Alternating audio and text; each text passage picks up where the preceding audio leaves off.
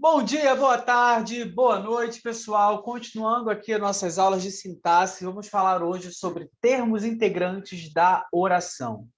Vamos lá.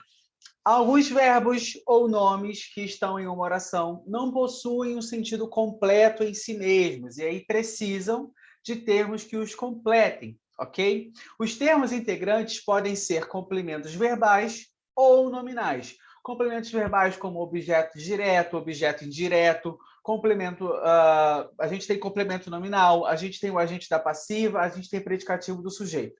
Nós vamos estudar tudo isso aqui agora. Lembrando que quando a gente estudar orações subordinadas substantivas, vocês verão muitos dos termos, na verdade, todos os termos que nós vamos trabalhar nessa aula. Então, é importante a gente fazer esse link, que nós estudamos os termos integrantes da oração lá nas orações subordinadas substantivas que serão introduzidas por uma conjunção integrante, trarão justamente esses termos integrantes da oração, ok? O objeto direto. O que seria o objeto direto? Deixa eu só arrastar para cá para ficar fácil para mim. O objeto direto é o termo que completa o sentido de um verbo sem precisar de uma preposição. Ou seja, é um termo que completa o sentido do verbo sem ser introduzido por uma preposição. Os alunos fizeram a prova. A prova. Os alunos fizeram o quê? A prova. A prova. Tá? Então, a prova completa o sentido do verbo fazer. Lembrando que ele completa o sentido de um verbo transitivo direto.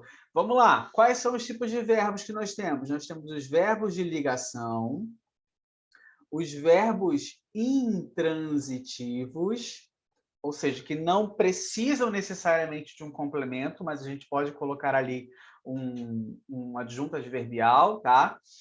A gente tem os verbos transitivos, que se dividem em transitivos diretos, transitivos indiretos e transitivo direto e indireto, que seria também chamado de bitransitivo, ok? Bom, vamos lá. Então, o objeto direto vai completar o verbo transitivo direto. Por exemplo, Fernando e Bruno trouxeram bebidas para a festa. Fernando e Bruno trouxeram bebidas para a festa. Então, a palavra bebidas completa o sentido do verbo trazer, ok? Trazer. Então, aqui é o nosso objeto direto. Existem alguns tipos de objetos diretos, ok? Vamos ver alguns tipos que tem na nossa língua portuguesa.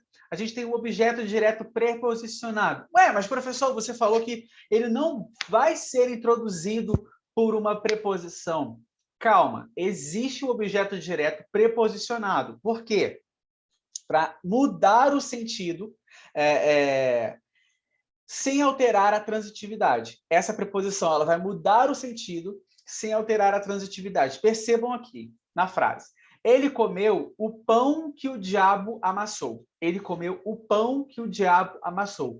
Nessa frase quer dizer que comeu o pão inteiro, que comeu tudo, tá? Agora, perdão, se eu falar, ele comeu do pão que o diabo amassou, do pão que o diabo amassou, ele comeu um pedaço. E aqui eu não mudo a transitividade do meu verbo, porque o verbo comer, quem come, come algo. O quê? O pão, o macarrão, o biscoito, a fruta, tá? Então, aqui, quando eu falo ele comeu do pão, ele comeu da comida de sua esposa. Comeu uma parte. Comeu do alimento sagrado. Comeu uma parte, não o todo. Então, essa preposição vai ser para trazer essa mudança de sentido, para trazer como se fosse uma parte, tá?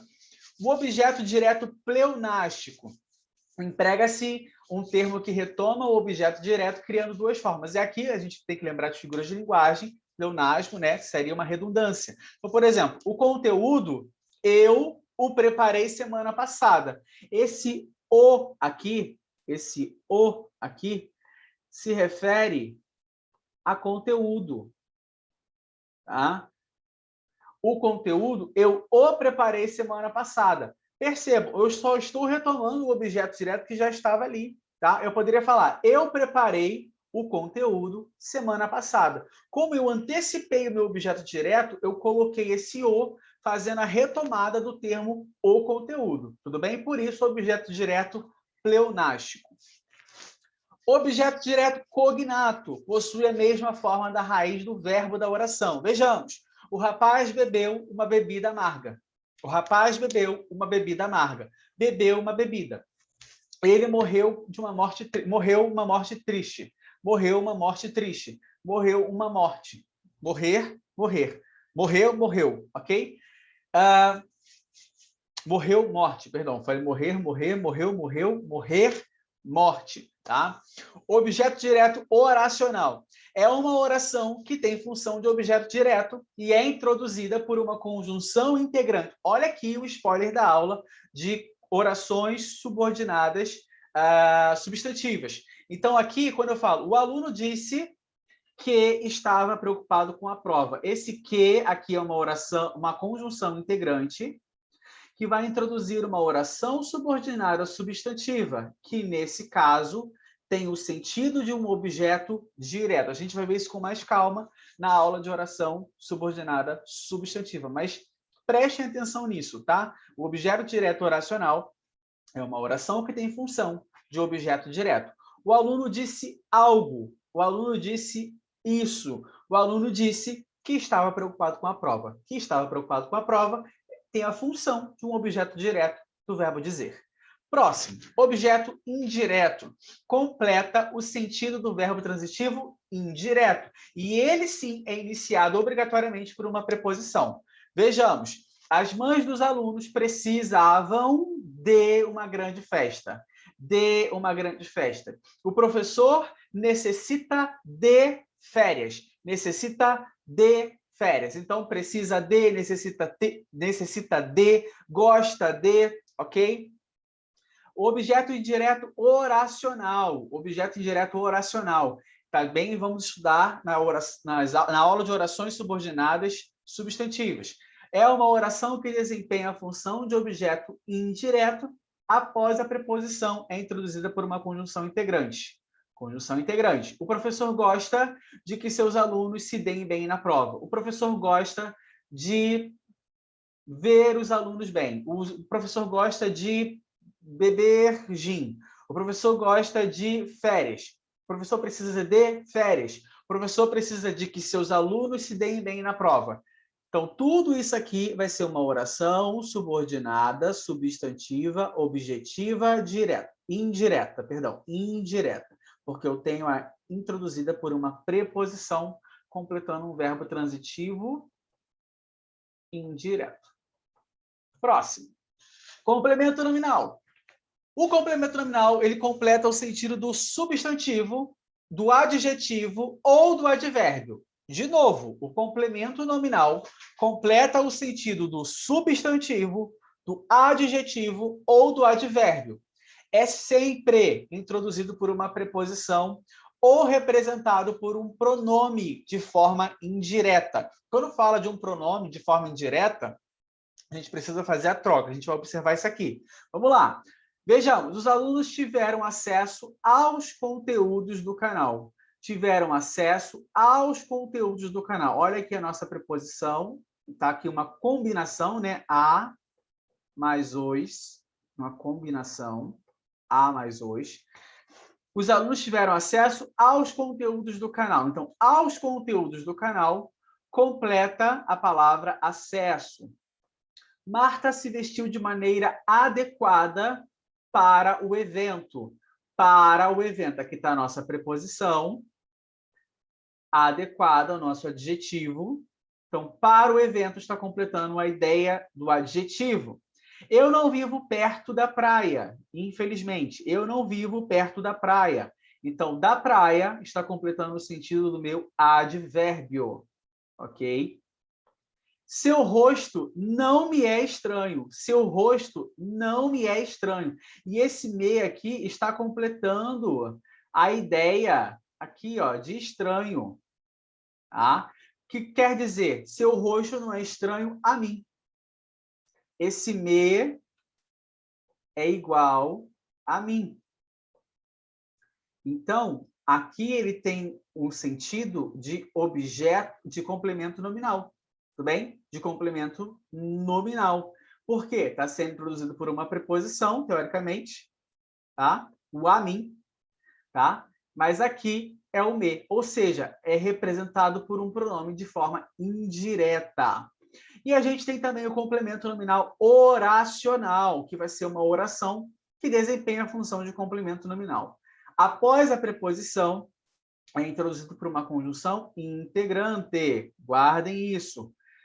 Temos esperança de que a pandemia acabará em breve. Temos esperança de que a pandemia acabará em breve.